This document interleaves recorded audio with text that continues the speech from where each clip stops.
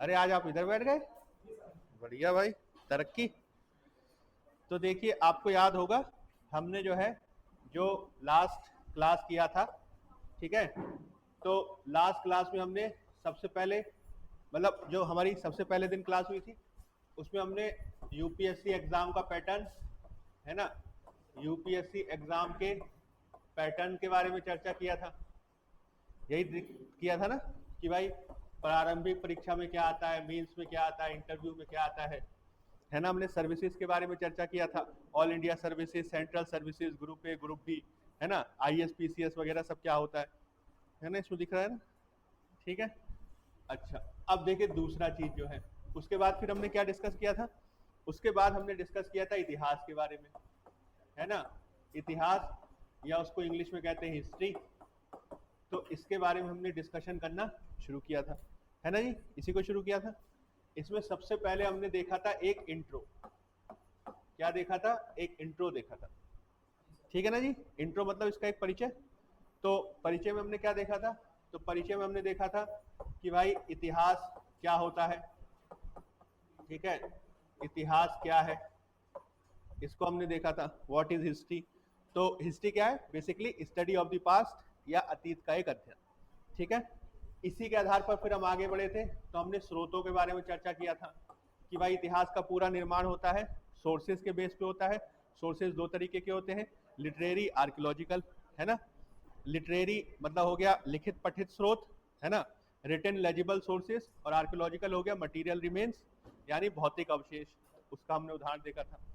फिर उसके बाद हमने डिस्कस किया था इसमें कुछ मूलभूत संकल्पनाएं भी हमने देखी थी, है ना, मूलभूत संकल्पनाएं। तो इसमें एडीबीसी वगैरह के बारे में हमने चर्चा किया था, कैलेंडर के बारे में चर्चा किया था, यही सब चर्चा किया था ना भाई, ठीक है। ये वाला हमारा पूरा डिस्कशन हो गया था। इसमें किसी को किसी प्रकार का, अच्छा इसमें मानव विकास के बारे में भी हमने चर्चा किया था, है ना, ह्यूमन डेवलपमेंट।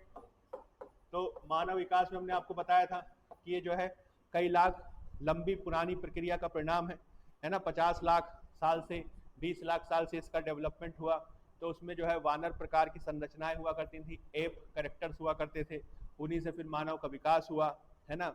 उसमें जो आपका मस्तिष्क का आकार है, 2 पैरों पर चलने की क्षमता है, अंगूठा 90 डिग्री पर है, तकनीक का, प्रौद्योगिकी का इस्तेमाल, संज्ञानात्मक क्षमता, ये सब धीरे धीरे बढ़ रही है ना। तो इसमें हमने ऑस्ट्रेलोपिथेकस हो गया, ऐसे ही था ना, ऑस्ट्रेलोपिथेकस हो गया, तो उसको क्या कहते थे? होमोनिन, होमोनिन बोलते थे। फिर होमोजीनस के बारे में बात किया था, होमो हैबिलस, होमो इरेक्टस, नियंडरथल, डेनिसोवंस, ऐसे करके फ्लोरेंसिस, ऐसे करके बहुत सारे जो है मानव के पूर्वज हुए। और लगभग 3,15,000 साल पहले होमो सेपियंस सेपियंस का उद्भव हुआ। ऐसे था ना, होमो सेपियंस सेपियंस पहले वाले से कैसे अलग है? तो उनके मस्तिष्क का आकार बड़ा है, ठीक है, जबड़ा जो है अंदर की तरफ जा रहा है, और इस तरीके से उनका डेवलपमेंट होना शुरू हुआ। ऐसे किया था ना भाई।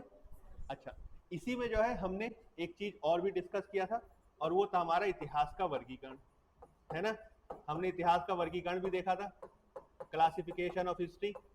तो इसके कई आधार हमने देखे थे, जैसे कि सोर्सेस के बेस पर, तो बाईपार्टाइट, ट्राईपार्टाइट, द्विविभाजन, त्रिविभाजन, है ना, प्राग ऐतिहासिक काल, ऐतिहासिक काल, प्राग ऐतिहासिक काल, आद्य ऐतिहासिक काल, ऐतिहासिक काल।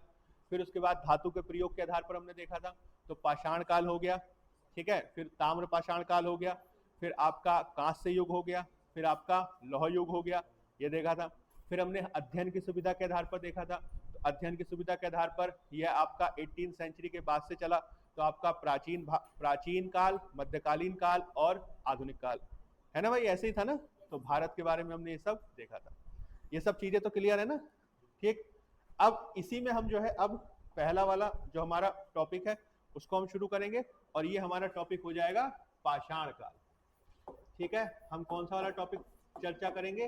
तो सबसे पहले हम चर्चा करेंगे पाषाण काल, या इसे स्टोन एज भी कहा जाता है, ठीक है, पाषाण काल या स्टोन एज, ठीक है। ये किसका पार्ट है? तो ये आपका प्राचीन भारत का पार्ट है, ठीक है। ये किसका पार्ट है? तो ये आपका प्राचीन भारत का पार्ट है। यानी जो हम क्लासिफिकेशन किए थे ना, उसी के बेस पर हम आगे बढ़ेंगे। प्राचीन भारत से शुरू करेंगे, फिर मध्यकालीन, आधुनिक, और उसमें जो हमने टॉपिक्स आपको कराए उसी हिसाब से हम करेंगे, जैसे कि पाषाण काल, फिर उसके बाद ताम्र पाषाण काल, है ना, कांस्य युग, लौह युग, ये सारी चीजें जो है ये हम करेंगे, फिर उसके आगे का मैं आपको बताता जाऊंगा, तो आपको सारा समझ में आ जाएगा, है ना जी।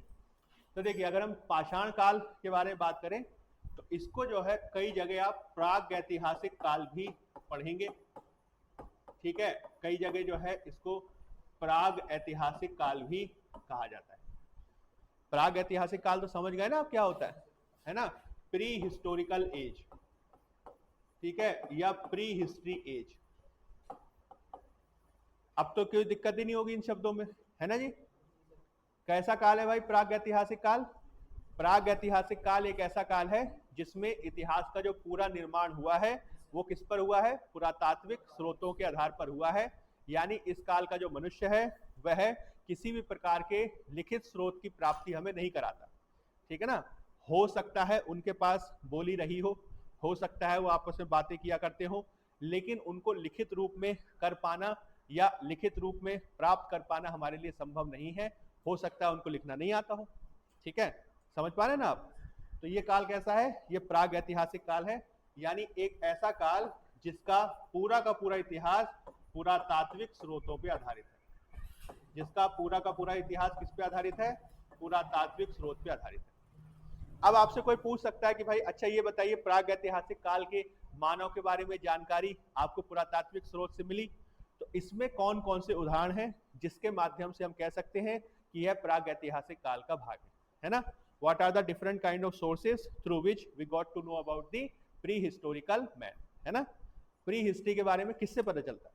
इसके कुछ एग्जाम्पल आप नोट कर सकते हैं, जैसे कि सबसे ज्यादा जो महत्वपूर्ण है, सबसे ज्यादा जो इंपॉर्टेंट है वो है इनके द्वारा इस्तेमाल किए गए टूल्स, ठीक है। टूल्स मतलब औजार या उपकरण। तो सबसे पहला क्या हो गया? उपकरण, टूल्स। और जैसा कि मैंने आपको बताया यह जो टूल्स हैं यह बने हुए नाम ही है पाषाण काल। तो ज्यादातर ये जो टूल्स इस्तेमाल किए जाते थे यह पत्थर के इस्तेमाल किए जाते थे, ठीक है। अलग अलग प्रकार के पत्थर हो सकते हैं, है ना, जैसे चर्ट करके एक पत्थर होता है, कैल्सिडोनी होता है ना, चकमक पत्थर जिसको बोलते हैं, संगमरमर, उसी टाइप का। तो इस तरीके के जो है पत्थरों का वो इस्तेमाल कर रहे थे, ठीक। इसी तरीके से आप जो है इसमें पत्थर के अलावा भी हमें हड्डी मिलती है, ठीक है, हड्डी के उपकरण भी हो सकते हैं, ठीक है, हड्डी मतलब जानवरों की हड्डी, ठीक। तो हड्डियों के उपकरण प्राप्त होते हैं। किसी किसी स्थान पर जो है हमें लकड़ी के उपकरण प्राप्त होते हैं, ठीक है। हालांकि लकड़ी के उपकरण प्राप्त होना बहुत रेयर बात है, बहुत बाद के काल में ही जाके प्राप्त होंगे, शुरुआती काल में तो बिल्कुल नहीं मिलेंगे, क्योंकि भाई लकड़ी जो होती है वो गल जाएगी, है ना। तो आप सबसे पहला चीज क्या करेंगे कि इसमें पत्थर, हड्डी और लकड़ी वगैरह के औजार हमें मिलते हैं, ठीक है। इसके अलावा इसमें जो है उपकरण प्राप्त होते हैं हमें शैल के भी, ठीक है। शैल, शैल समझते हैं ना, वो शंख, शंख जिसे बोलते हैं, वो घोंगा देखा नहीं होगा अपने ऊपर लेके घूमता है वो।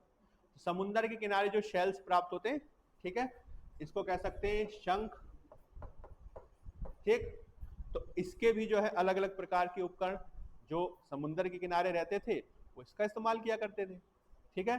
तो हमें इसके उपकरण प्राप्त होते हैं, ठीक है। इसके अलावा याद रखिएगा, अब देखिए इमारत वगैरह तो हमें मिलेगी नहीं, क्योंकि उस जमाने के लोग जो है वो किसी प्रकार का घर बना कर रहा नहीं करते थे, लेकिन ये तो पॉसिबल है ना कि भाई वो कहीं ना कहीं तो रहते ही होंगे। अब बारिश हो रही है, ठीक है, गर्मी पड़ रही है, जंगली जानवरों का खतरा है, रात बितानी है, तो कहाँ पे रहेंगे, ठीक है। एक विकल्प ये हो सकता है कि पेड़ पर रह लो, ठीक, लेकिन आदमी पेड़ पर रहने वाला व्यक्ति तो है नहीं, ठीक है। हो सकता है एक दिन दो दिन आपका पेड़ पर गुजर जाए, लेकिन आप हमेशा पेड़ पर नहीं रह सकते ना, क्योंकि हमारी शरीर की बनावट उस तरीके की नहीं है ना, समझ रहे हैं। तो इसके लिए जो है हमें कुछ प्राप्त होते हैं रॉक शेल्टर्स, ठीक है। इसको हिंदी में कहते हैं शैल आश्रय, ठीक है। क्या मिलते हैं हमें? शैल आश्रय मिलते हैं। शैल आश्रय यानी रॉक शेल्टर्स, यानी कुछ नेचुरल केव्स वगैरह हुई हैं, उन गुफाओं में आदमी रहा करता था, ठीक है। वहां पे जो है हमें उससे संबंधित अवशेष मिले हैं जहां पे वो मनुष्य रहता था, इनको क्या कहते हैं? Rock shelters. जैसे इसका सबसे अच्छा उदाहरण क्या है, आपने सुना ही होगा, भीमबेटका, ठीक है ना, सुना है ना भीमबेटका। भीमबेटका कहाँ है भाई? मध्य प्रदेश में है ना। तो मध्य प्रदेश में आपका जो रायसेन जिला, ठीक, अब्दुल्लागंज, रायसेन, वहां पे जो है यह हमें प्राप्त होता है और ये एक यूनेस्को का विश्व विरासत स्थल है, मतलब एक अंतर्राष्ट्रीय स्तर पर पहचान किया गया एक स्थल है। ठीक है, तो शैल आश्रय हमें प्राप्त होते हैं जैसे कि भीमबेटका, और भी बहुत सारे, बट भीमबेटका सबसे ज्यादा इंपॉर्टेंट है। हमें विविध प्रकार के उपकरण प्राप्त होते हैं। ठीक है, समझ पा रहे हैं आप? ये कुछ ऐसे उदाहरण हैं जिसके आधार पर हम उस काल के मनुष्यों की जीवन शैली वगैरह के बारे में क्या करते हैं, अनुमान लगाते हैं कि किस प्रकार के मनुष्य जो थे उस समय हुआ करते थे और वो किस प्रकार से रहते थे। ठीक है, अच्छा, अब दूसरा चीज जो है इसमें जो हमें याद रखना है, वो हमें याद रखना है इसका काल वर्गीकरण। दूसरा चीज क्या याद रखना है? दूसरा चीज याद रखना है हमें इसका काल वर्गीकरण। काल वर्गीकरण का मतलब क्या हुआ? किस टाइम से लेकर किस टाइम तक हम पाषाण काल को देखते हैं। ठीक है, अब देखिए मैंने आपको बताया था कि मनुष्य की विकास की यात्रा तो लाखों साल पुरानी है, इसी वजह से ये जो आपका स्टोन एज है या फिर पाषाण काल है बहुत पुराना है। ठीक है, आप कह सकते हैं कि ह्यूमन हिस्ट्री का लगभग 90% से ज्यादा भाग जो है मनुष्य ने पाषाण काल के रूप में ही गुजारा है। ये जो आधुनिक सभ्य मानव की परिकल्पना है ये बिल्कुल एकदम नई है। ठीक है, मुश्किल से मान के चलिए 4-5 हजार साल पुरानी होगी। ठीक है, यानी लाखों साल जो है वो हमने इसी तरीके से बिता दिया जिसमें हम पत्थरों का इस्तेमाल किया करते थे और गुफाओं वगैरह में रहा करते थे। ठीक है, इसका मतलब ये हुआ कि जो पाषाण काल का जो टाइम पीरियड का जो आप क्लासिफिकेशन करेंगे वो आपका चलेगा 20 लाख साल से लेकर 20 लाख साल पूर्व 20 लाख साल पूर्व से लेकर 20 लाख ईयर एगो से लेकर, ठीक है, ये आपका चलता है लगभग 3500 ईसा पूर्व। ठीक है, यानी इसमें लाखों साल आपके आ गए। 3500 बीसी से फिर ताम्र पाषाण काल आपको बताया था मैंने कल। तो ये वाला पूरा काल अगर हम देखें, अगर हम इसको गणित करें तो पता चलेगा 20 लाख साल से ज्यादा की ये बहुत लंबी अवधि है ना। 20 लाख ईयर्स है ना, बहुत लंबा जीवन काल हो गया ना। तो इसी वजह से क्या होता है कि इसको बेटर अंडरस्टैंड करने के लिए, इसको और बेहतर समझने के लिए हम इसको क्या करते हैं, फर्दर क्लासिफाई करते हैं। ठीक है, उसको रिक्लासिफाई करते हैं या और आगे इसको अलग अलग पार्ट्स में डिवाइड करते हैं, क्योंकि 20 लाख साल के टाइम पीरियड को एक बार में समझ पाना मुश्किल है। ठीक है ना भाई, तो इसको आगे हम फिर से वर्गीकरण करते हैं। इसके आगे जो है दूसरा वर्गीकरण है, इसको कहते हैं उपवर्गीकरण, रिक्लासिफिकेशन। अब ये रिक्लासिफिकेशन क्यों कर रहे हैं? तो ये रिक्लासिफिकेशन इसलिए कर रहे हैं क्योंकि इसका टाइम पीरियड बहुत लंबा है। ठीक है ना, लगभग 20 लाख साल का। तो 20 लाख साल में मनुष्य ने किस प्रकार की यात्रा की उसको समझने के लिए इसको छोटे छोटे पार्ट्स में डिवाइड करना पड़ेगा ना। जैसे होता है ना कि आपकी बुक होती है, तो बुक में ऐसा तो होता नहीं केवल एक चैप्टर होता है और वो जो है लास्ट तक चलेगा। आपकी बुक में भी अलग अलग चैप्टर्स होते हैं ना, जैसे अगला चैप्टर पिछले चैप्टर से जुड़ा होता है ना। जैसे वेब सीरीज होती है ना, वेब सीरीज देखी होगा आपने, जैसे पहला एपिसोड, दूसरा एपिसोड, तीसरा एपिसोड, है ना, हर एपिसोड पिछले एपिसोड से जुड़ा हुआ है। अब ऐसा तो होता नहीं कि चलता रहता है, आदमी बोर हो जाएगा ना वो देखते देखते। ठीक है, मूवीज में होता है, बट मूवीज 2 घंटे की 3 घंटे की होती है। तो ये एक वेब सीरीज की तरह, और ये 20 लाख साल चली। ठीक है, मतलब गेम ऑफ थ्रोन से भी ज्यादा बड़ी वेब सीरीज। समझ पा रहे हैं आप इस बात को? तो ये जो है एक उपवर्गीकरण है जो आपको समझना है। अब इसी को जो है हम इसको रिक्लासिफाई करेंगे, और रिक्लासिफाई करने के बाद हम इसको समझने की कोशिश करेंगे कि इसको जो रिक्लासिफाई किया गया उसका बेसिस क्या है। भाई रिक्लासिफिकेशन का कुछ बेसिस होगा ना, और उस क्लासिफिकेशन एरा में मनुष्य का जीवन किस प्रकार का था और वो कहाँ कहाँ पे रह रहा था। ठीक है, इसका वर्गीकरण जब हम करते हैं तो इसको सबसे पहले हम 3 पार्ट्स में डिवाइड करते हैं। सबसे पहले हम क्या करते हैं, सबसे पहले इसको 3 पार्ट्स में डिवाइड करते हैं। पाषाण काल मतलब हो गया स्टोन एज, इसके 3 पार्ट्स कौन कौन से हो गए? तो पहला होता है, उसे कहते हैं पुरा पाषाण काल। ठीक है, पुरा पाषाण काल। ठीक है, इसको इंग्लिश में कहते हैं पैलियोलिथिक एज। ठीक है, पैलियोलिथिक एज। ठीक, पुरा पाषाण काल, पैलियोलिथिक एज।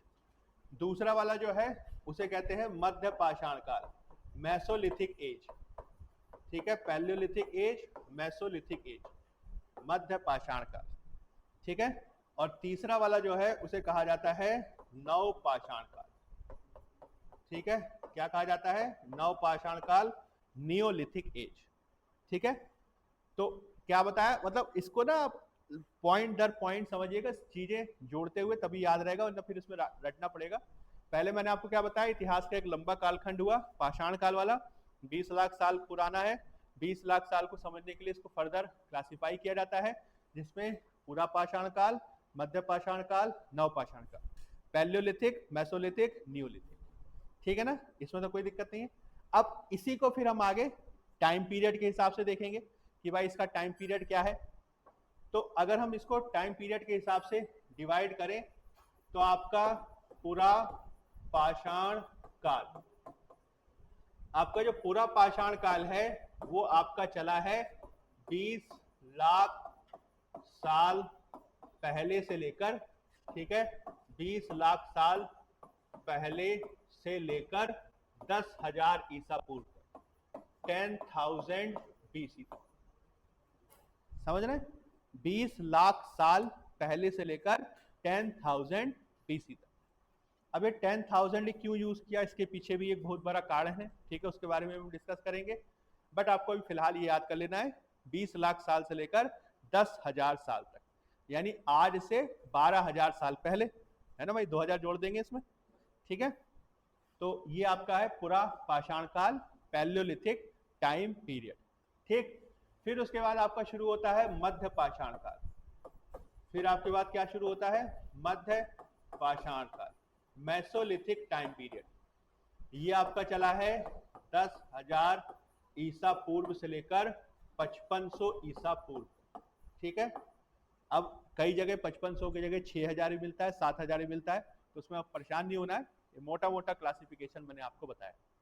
ठीक है, अलग अलग बुक्स में आप अलग अलग डेट्स पाएंगे, क्योंकि ये कोई बुक वगैरह तो छोड़ के गए नहीं है, तो इनका जो है बिल्कुल क्लियर कट डिस्टिंक्शन नहीं मिलता, हम अपने अध्ययन की सुविधा के हिसाब से करते हैं।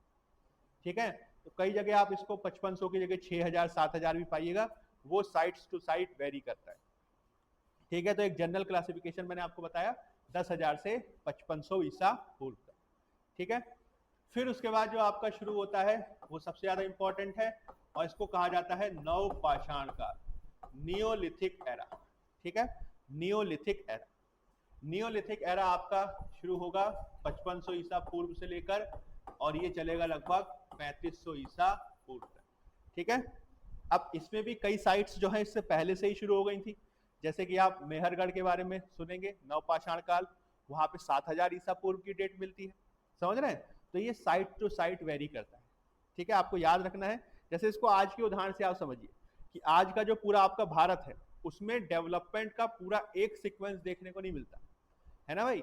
यूपी बिहार की अगर आप तुलना करेंगे महाराष्ट्र से या तमिलनाडु से, आज तो आपको पता चलेगा यूपी बिहार महाराष्ट्र तमिलनाडु की तुलना में बहुत पिछड़ा हुआ है। ठीक है, या नॉर्थ इंडिया साउथ इंडिया की तुलना करेंगे तो नॉर्थ इंडिया साउथ इंडिया की तुलना में बहुत पिछड़ा हुआ है। ठीक है, अब कोई नॉर्थ इंडिया में रहा है पूरे जीवन तो उसको समझ में नहीं आएगा ये बात। ठीक है, लेकिन अगर आप कभी जाके देखिए तो आपको पता चलेगा what kind of level of development is there in South India in comparison to North India. तो ये उसी तरीके का है कि भाई हर क्षेत्र का डेवलपमेंट का टाइम पीरियड अलग है, इसी वजह से जो है इसकी डेट्स अलग अलग मिलती हैं। हमने एक सामान्य तिथि आपको बताई ताकि आप इसको थोड़ा सा समझ पाए। ठीक है ना भाई, इसमें तो कोई दिक्कत नहीं है। अब देखिए, इसी को थोड़ा सा और हम आगे क्लासिफाई करते हैं कि यहाँ पे देखिए आपको पूरा पाषाण काल जो दिख रहा है, ये पूरा पाषाण काल अभी भी 20 लाख साल को शामिल किए हुए है ना। 20 लाख साल से 10,000 साल तक, यानी 20 लाख साल तो इसी में आ गए। इसी वजह से क्या होता है कि इस पूरा पाषाण को फिर से क्लासिफाई किया जाता है और बेहतर समझने के लिए। ठीक है, आप याद रखिएगा, ठीक है, एक क्रोनोलॉजी याद रखिएगा। पाषाण काल के 3 पार्ट्स, पैलियोलिथिक, मेसोलिथिक, नियोलिथिक। क्योंकि Palaeolithic includes 20 lakh year, that is the reason why it is further reclassified into 3 parts। पूरा पाषाण काल में 20 लाख साल इंक्लूड है, इसी वजह से इसको दोबारा से रिक्लासिफाई किया जाता है। ठीक है, इसका रिक्लासिफिकेशन क्या है? तो इसको कहा जाता है निम्न पूरा पाषाण काल, निम्न पूरा पाषाण काल, ठीक है, मध्य पूरा पाषाण काल, मध्य पूरा पाषाण काल, और आपका उच्च पुरा पाषाण काल, उच्च पुरा पाषाण काल। आप याद रख लीजिए क्योंकि ये सीक्वेंस पूछ सकता है। सबसे पहला सीक्वेंस हमने आपको क्या बताया, पुरा पाषाण काल, मध्य पाषाण काल, नव पाषाण काल। फिर उसके बाद हमने आपको बताया कि चूंकि पूरा पाषाण काल 20 लाख साल की टाइम पीरियड इंक्लूड कर रहा है, इसलिए इसको फिर से रिक्लासिफाई 3 पार्ट्स में किया जाता है, जिसमें निम्न पूरा पाषाण काल, मध्य पूरा पाषाण काल और उच्च पूरा पाषाण काल शामिल है। ठीक है, अब निम्न पूरा पाषाण काल का टाइम पीरियड क्या हो जाएगा, तो 20 लाख साल पहले से लेकर 20 लाख साल पहले से लेकर 1 लाख साल पहले तक, 20 लाख साल पहले से लेकर 1 लाख साल पहले तक। ठीक है, यानी 20 लाख साल का टाइम पीरियड इसमें है। फिर उसके बाद 1 लाख साल पहले से लेकर 1 लाख साल पहले से लेकर 40,000 BC तक। ठीक है, और ये आपका आता है 40,000 साल पहले से लेकर 40,000 BC से लेकर 10,000 BC। ठीक है ना, इस तरीके से। ठीक है, मतलब समझ रहे हैं आप, पाषाण काल 20 लाख साल लंबा है, इसी वजह से इसको फर्दर क्लासिफाई किया जाता है पूरा पाषाण काल, मध्य पाषाण काल, नव पाषाण में। और चूंकि पूरा पाषाण काल में 20 लाख साल है, इसलिए इसको फर्दर रिक्लासिफाई किया जाता है लोअर पैलियोलिथिक, मिडिल पैलियोलिथिक और अपर पैलियोलिथिक। ठीक है, निम्न, मध्य और पूरा। अब इसी को अगर मान लीजिए मुझे क्रोनोलॉजी में लगाना हो, इसी को मान लीजिए अगर मुझे क्रोनोलॉजी में लगाना हो तो मैं कैसे लगाऊंगा, यानी पहले कौन सा आया फिर बाद में कौन सा आया। ठीक है, तो सबसे पहले कौन सा आया, निम्न पूरा पाषाण काल 20 लाख साल से 1 लाख। फिर कौन सा आया, मध्य पूरा पाषाण काल 1 लाख से 40,000।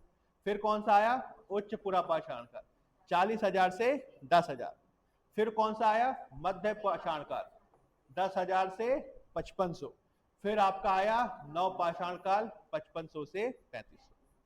समझ रहे हैं, इस तरीके से देखा जाए तो पाषाण काल के कुल मिला के 5 आपके जो है क्लासिफिकेशन हो गए, जो 3 पार्ट्स में डिवाइड है ना। 3 पार्ट्स के 5 क्लासिफिकेशन कर दी ना मैंने, निम्न पूरा पाषाण काल, मध्य पूरा पाषाण काल, उच्च पूरा पाषाण काल। ये किसका पार्ट है, पूरा पाषाण काल का, और मध्य और नव अलग से।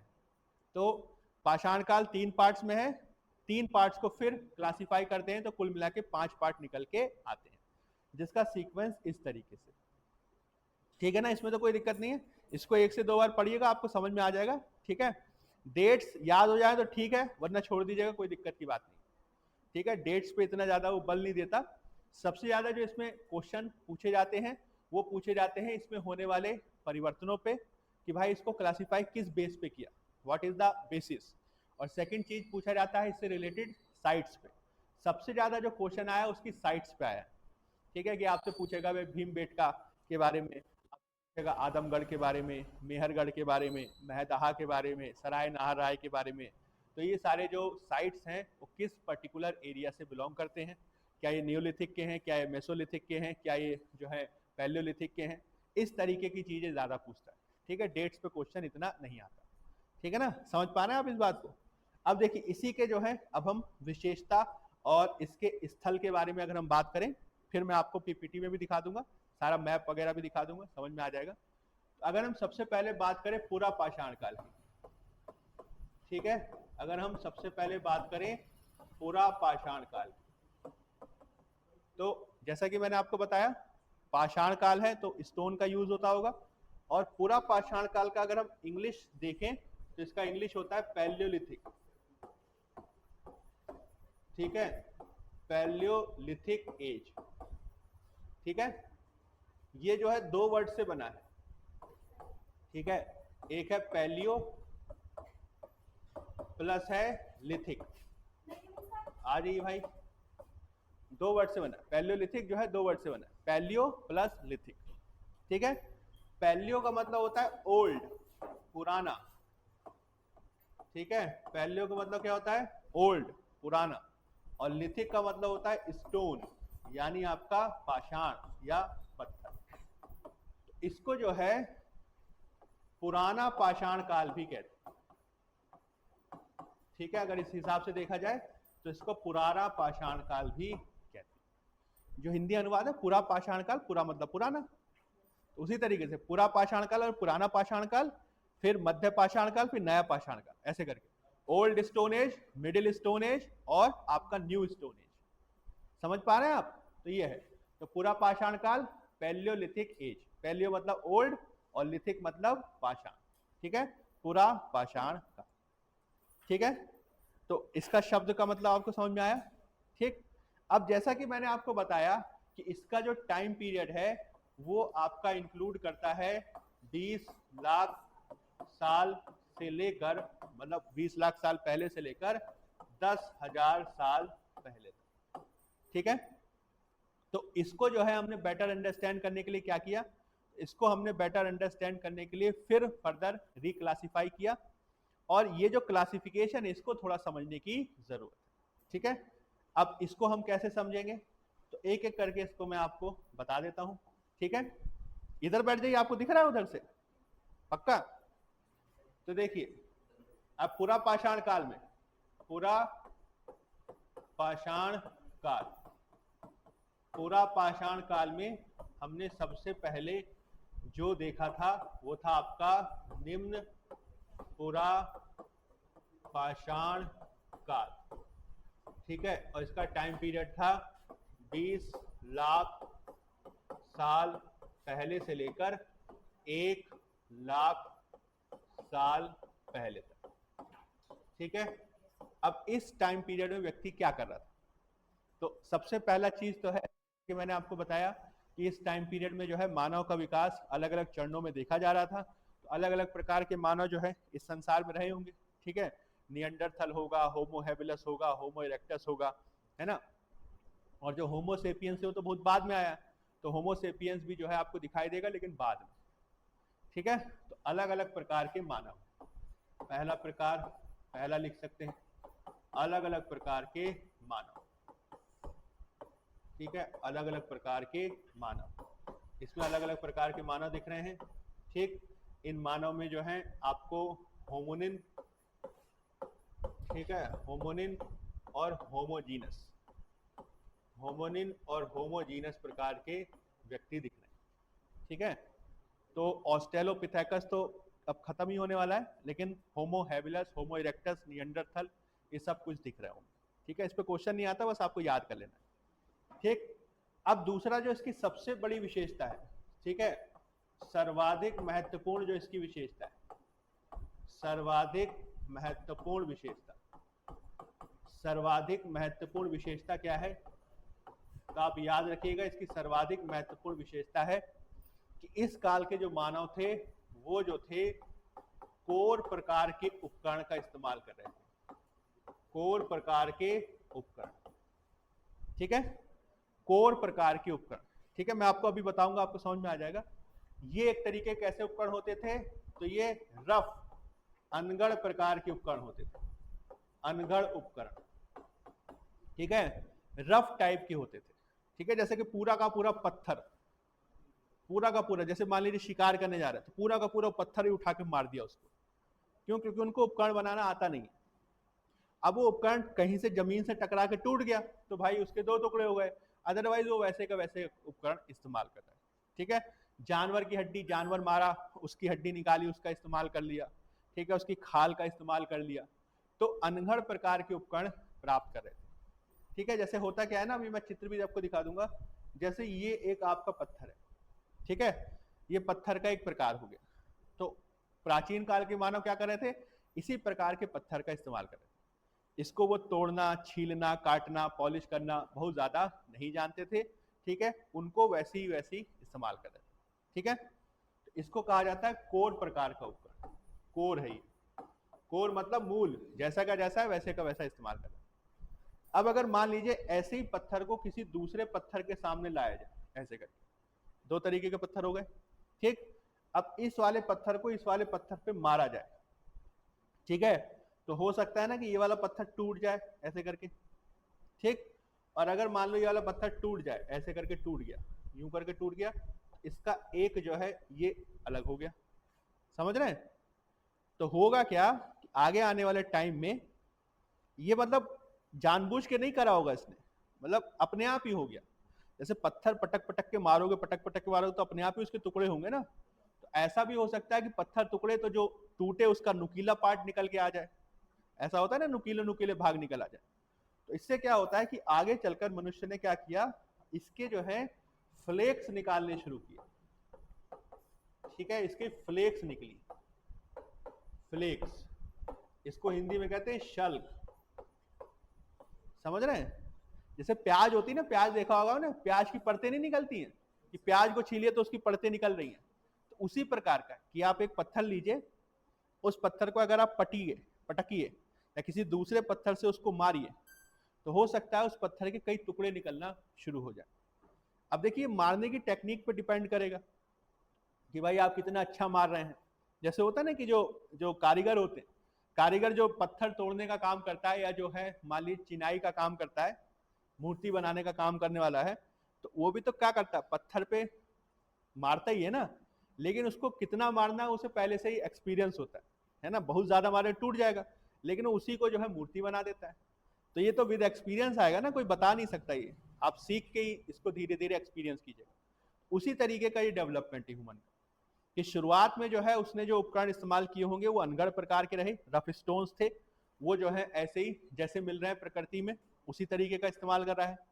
अब अगर मान लीजिए नदी के किनारे रह रहा है, तो नदी के किनारे जो है उपकरण अपने आप ही, जैसे देखा होगा नदी किनारे की जो चट्टानें होती है गोल गोल हो जाती है ना, देखा होगा ना आपने, पेबल्स उसको बोलते हैं, है ना। नदी किनारे के जो होते हैं वो चिकने, अपने आप ही चिकने होते हैं, अपने आप ही जो है गोल होते हैं। तो अगर नदी किनारे रह रहा है तो उसको अपने आप ही गोल चिकने पत्थर मिल जाएंगे। लेकिन अगर मान लीजिए किसी पहाड़ी के किनारे रह रहा है, किसी घाटी वगैरह में रह रहा है, तो वहां पे तो रुखड़े पत्थर ही मिलेंगे ना। तो ये तो साइट के ऊपर डिपेंड करेगा ना, किस साइट में वो रह रहा है। तो उसी प्रकार के उपकरण इस्तेमाल कर रहा था जैसे वो प्रकृति में मिल रहे थे। उसको पॉलिश करना, उसको बहुत ज्यादा जो है अच्छा बनाना, नुकीला बनाना, धारदार बनाना उसको नहीं आता था। इसमें से फ्लेक्स निकालना उसने बहुत बाद में ही सीखा है। ठीक है ना, समझ पा रहे हैं आप? तो उपकरण किस तरीके का इस्तेमाल कर रहा था, कोर प्रकार के उपकरण इस्तेमाल कर रहा था, और इन उपकरणों का इस्तेमाल वो अलग अलग प्रकार से करता था।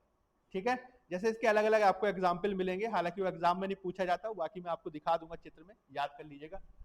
जैसे कि वह जो है उसका इस्तेमाल करता था हैंडेक्स के रूप में। ठीक है, हैंडेक्स मतलब हाथ की कुल्हाड़ी, कि मैंने इसको यूं करके पकड़ लिया ऐसे करके तो चक्कू की तरह बन गया ना, तो वो किसी को मारने के लिए, काटने के लिए, चीरने के लिए इस्तेमाल करेगा, तो उसका हैंडेक्स की तरह यूज करेगा। ठीक, इसी तरीके से वो यूज करता था क्लीवर की तरह। ठीक है, क्लीवर, क्लीवर मतलब क्या था, क्लीव, क्लीव वर्ड से बना है। ठीक है, फाड़ना, चीरना। ठीक है, तो खाल को चीरने के लिए, छाल को, पेड़ की छाल को फाड़ने के लिए इसका इस्तेमाल होता था। ठीक है, इसी तरीके से चॉपर का इस्तेमाल करता था वो, चॉपर।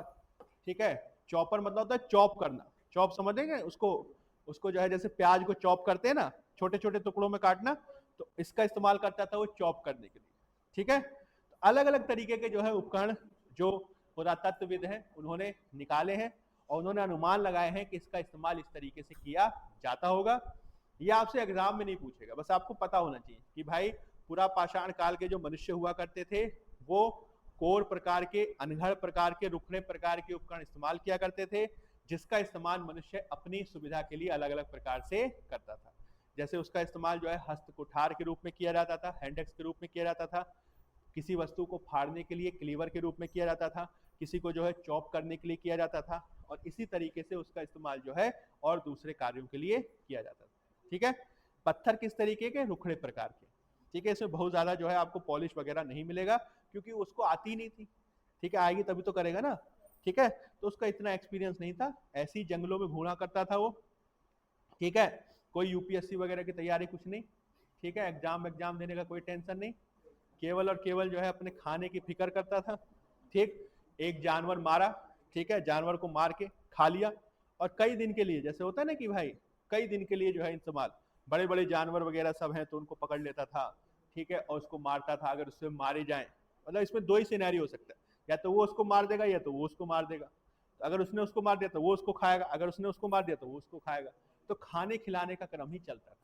ठीक है, तो आराम से, और उसको जो है वो छीलने की, और उसको जो है साफ सफाई करने की, और उसको जो है वो पकाने की, ये सब जहमत नहीं उठाता था। ठीक है, आग की खोज भी बहुत बाद में जाके हुई, लगभग 5 लाख साल पहले हुई है मतलब आग की खोज इन द सेंस आग को यूज करना।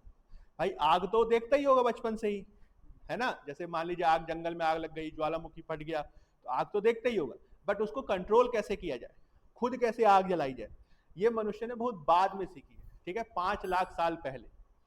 तो आग में जो है मान लीजिए खाना पकाना है, उसको भूनना है, वो भी बहुत बाद में उसने सीखा, वरना शुरू में ऐसे कच्चे ही खा जाता था, समझ रहे हैं, ऐसी जानवर का ऐसे करके खाना शुरू कर दिया, ठीक है। आप देखिएगा डॉक्यूमेंट्रीज वगैरह इस पे जो है काफी है, जिसमें मनुष्य किस तरीके से खा रहा है, ठीक, उसको जो है खाल वाल भी चीर के जो है उसने क्लीव करके ऐसे करके मुंह डाल के खाना शुरू कर दिया, समझ रहे हैं, शेर वेर खाते हैं सब उसी तरीके से। वो उस समय जो है सैनिटेशन वगैरह उस सब की फिक्र नहीं करता था कि हाँ ये गंदा है, हाँ ये जो है जमीन में लौट रहा था। अभी जैसे तो मम्मी बोलती है अरे बेटा गंदा हो गया ये, उस समय की मम्मी नहीं बोलती थी, उस समय मम्मी बोलती थी बेटा खाओ इसको जल्दी से वरना भाग जाएगा ये समझ रहे हैं।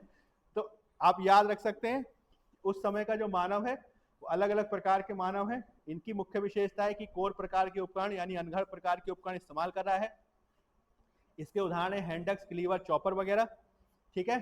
टाइम पीरियड मैंने आपको बता दिया, समय काल आपको याद होगा, ठीक है। बाकी जो जो मैं लिखवा रहा हूँ ना सब पीपीटी में, आप एक बार समझ लीजिएगा, सब समझ में आ जाएगा, ठीक है। इसका समय काल तो मैंने आपको बता ही दिया, समय काल तो मालूम ही है ना आपको, 20 लाख साल से लेकर 1 लाख साल। अब जो दूसरी जो इंपॉर्टेंट चीज है वो इसका है स्थल। What are the important sites from where we got the evidence of these kind of, ठीक है, स्टोन कह सकते हैं, स्टोन एज के जो टूल्स मिले वो कहां से मिले। तो इसमें विविध प्रकार की नदी घाटियां हैं, क्योंकि शुरुआत में जो मनुष्य हुआ करता था ना वो 2 ही जगह रहता था, या तो किसी गुफा में रहता था या तो जो है किसी नदी घाटी के किनारे रहता था। भाई नदी के किनारे रहने का फायदा क्या है, नदी के किनारे रहने का फायदा सबसे बड़ा ये है कि वहां पे पत्थर के उपकरण आराम से मिल जाएंगे, दूसरा पानी पीने को आराम से मिल जाएगा, तीसरा दूसरे जानवर जो पानी पीने आएंगे उनको आप अपना शिकार बना सकते हो, समझ रहे ना। और अगर मान लीजिए कहीं जाना हो तो नदी में तैर के आप जा सकते हो, तो नदी किनारे लोग रहा करता है, ठीक है। अगर नदी किनारे कोई गुफा है तो बहुत बढ़िया, ठीक है, जैसे भीमबेटका में नदी भी बह रही है, गुफा भी है, तो भाई रात में गुफा में चले गए, दिन में नदी के किनारे, समझ रहे हैं। इस तरीके की चीजें जो है आपको देखने को मिलती हैं, जिसमें मुख्य रूप से विविध प्रकार की नदी घाटियां और आपको गुफा, वहां पे जो है मनुष्य रह रहा है। अब इसके कुछ उदाहरण भी आप नोट कर सकते हैं, जैसे अगर हम नदी घाटी के बारे में देखें, नदी घाटी के उदाहरण देखें, तो इसमें जो आपको नदी घाटी का उदाहरण दिखेगा वो सोहन नदी घाटी का दिखेगा, सोहन नदी घाटी, ठीक है। ये सोन नदी नहीं है, सोन नदी आपकी एमपी वाली है, ये सोहन नदी है, सोहन नदी आपकी पाकिस्तान में बहती है, ठीक है, पाकिस्तान की नदी है ये, ठीक है, सोहन नदी घाटी, ठीक। बेलन नदी घाटी, बेलन नदी कहाँ पे है भाई बताइए, हाँ मतलब इलाहाबाद मिर्जापुर के पास में बेलन नदी घाटी, ये बहुत फेमस घाटी है, ठीक है। तो बेलन नदी घाटी हो गई, इसके अलावा हिरन घाटी हो गई, हिरन घाटी कहाँ पे भाई, हाँ हिरन घाटी गुजरात में, बढ़िया भाई, ठीक है। तो ऐसी कुछ नदी घाटियों किनारे वो रहा करता था। अगर हम गुफा के बारे में बात करें, तो गुफा में आप याद रख सकते हैं भीमबेटका, ठीक है, भीमबेटका आपको सब जगह देखने को मिलेगा। भीमबेटका में जो है पुरा पाषाण काल से लेकर ऐतिहासिक काल तक मनुष्यों ने निवास किया है, ठीक है। इट्स अ वेरी, आप कह सकते हैं यहाँ पे 5000 से ज्यादा गुफाएं, एक गुफा नहीं थी यहाँ पे, हजारियों गुफाएं यहाँ पे थी, ठीक है। तो आप याद रखिएगा नदी घाटी, सोहन नदी घाटी, बेलन नदी घाटी और हिरन नदी घाटी ये है, ठीक है। सोहन नदी घाटी आपकी पाकिस्तान में है, बेलन नदी घाटी आपकी यूपी में है और हिरन नदी घाटी जो है आपकी गुजरात में, और भीमबेटका आपका कहाँ पे है, एमपी में, ठीक है। इसमें और भी साइट्स है, मैं आपको दिखा दूंगा मैप में, बट अभी 2-2 4-4 साइट पहले नाम याद हो जाए, फिर उसके बाद और आगे बढ़ाएंगे ना, और पता चला एक ही बार में 10 बता दिया, याद एक भी नहीं हो पाई, ठीक है। जैसे इसमें और भी हैं, जैसे अगर हम मनुष्य भारत के इतिहास के बारे में बात करें ना, कि भारत में जैसे मैंने आपको बताया मनुष्य का जो है अवशेष वो आपको कहाँ से मिलता है, हथनौरा से मिलता है। तो ये भी पूछा जा सकता है कि भाई सबसे पहले कौन सा उपकरण, पाषाण उपकरण भारत में खोजा गया, कब खोजा गया। तो इसकी जो शुरुआत होती है वो 1863 से होती है। 1863 में एक, आप याद रख सकते हैं, एक ब्रिटिश अधिकारी था, जियोलॉजिस्ट, भूगर्भ अधिकारी, ठीक है, उसका नाम था रॉबर्ट ब्रूस फुट। ठीक है, उसका नाम था रॉबर्ट ब्रूस फुट।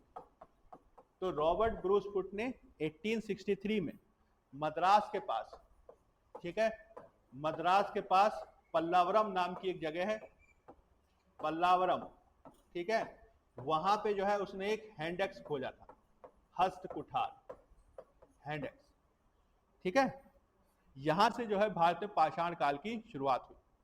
ठीक है, हैंडेक्स, हैंडेक्स मतलब हस्त कुठार, हाथ से पकड़ के जो है काम करने वाला। तो एक पत्थर का जो है एक औजार खोजा था। तो पल्लावरम भी एक साइट है।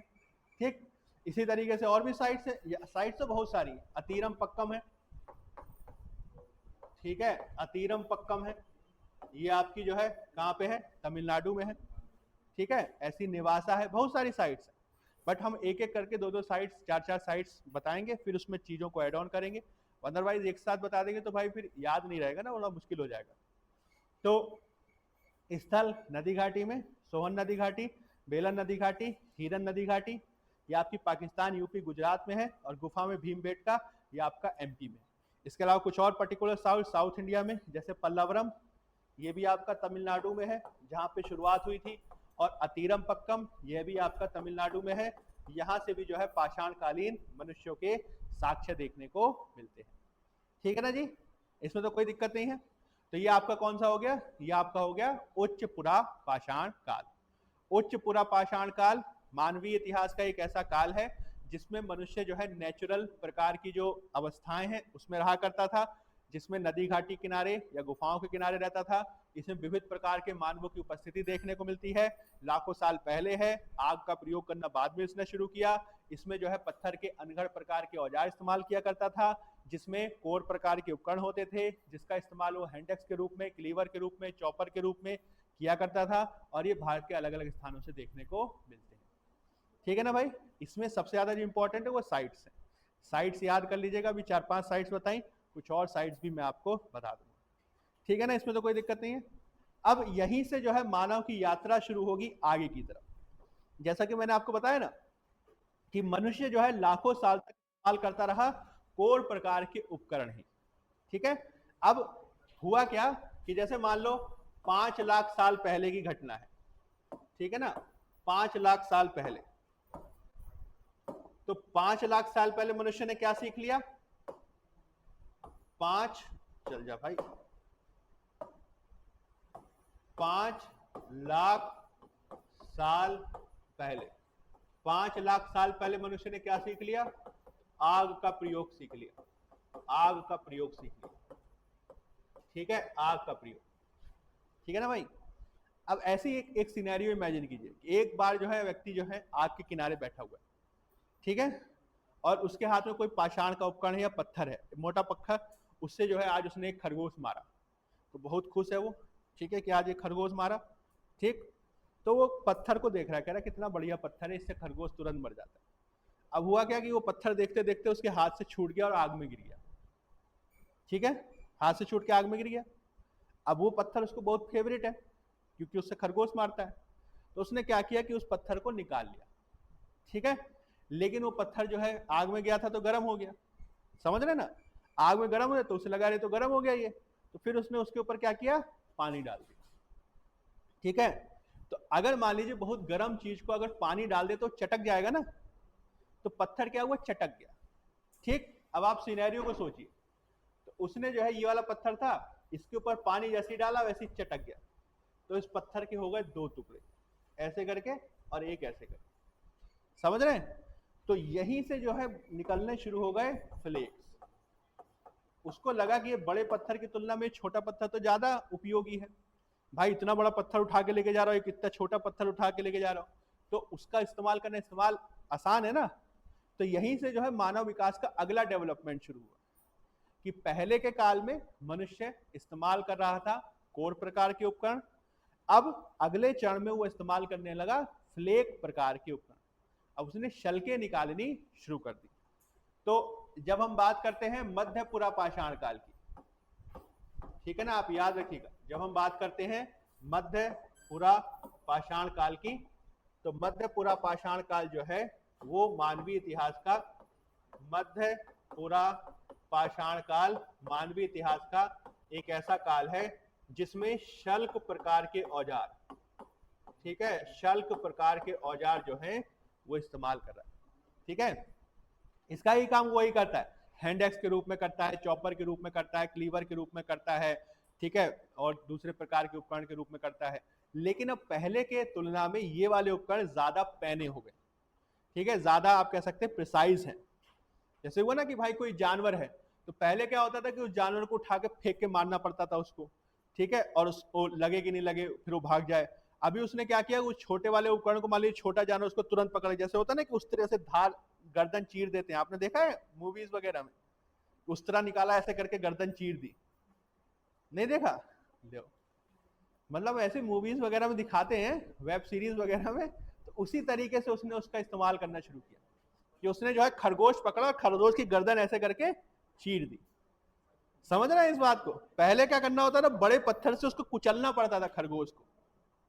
आप इमेजिन कर पा रहे हैं, जैसे प्याज को कुचलते हैं वैसे ही खरगोश है, और फिर उसके बाद उसको खा रहे हैं। तो खरगोश को अगर कुचलोगे तो उसका मांस वगैरह सब जमीन में चिपक जाएगा ना, नहीं? बताओ। और अगर उसकी गर्दन चीर दो तो खाना आसान हो जाएगा, ठीक है। आप इमेजिन कर पा रहे हैं कि नहीं कर पा रहे हैं भाई? नहीं? अरे तो ऐसे ही चल रहा है कि हो क्या रहा था कि पहले मनुष्य जो है बड़े बड़े औजार इस्तेमाल कर रहा था, बड़े बड़े पत्थर इस्तेमाल कर रहा था, उसका जो है जानवरों का शिकार करना मुश्किल था। लेकिन जैसे जैसे वो जो है कंसाइज, प्रिसाइज और ज्यादा धारदार उपकरण का इस्तेमाल करना शुरू किया, इससे शिकार करना उसके लिए कंपैरेटिवली इजी हो गया, ठीक है। तो इसमें कौन से उपकरण हैं? शल्क प्रकार के उपकरण हैं, ठीक है। अब इसमें जो है प्रमुख स्थल कौन कौन से हैं? तो इसमें जो है कुछ गुफाएं और कुछ पठारी क्षेत्र, ठीक है, कुछ गुफाएं और कुछ पठारी क्षेत्र जो हैं महत्वपूर्ण रूप से देखने को मिलते हैं, ठीक है। जैसे कि गुफाओं में आप याद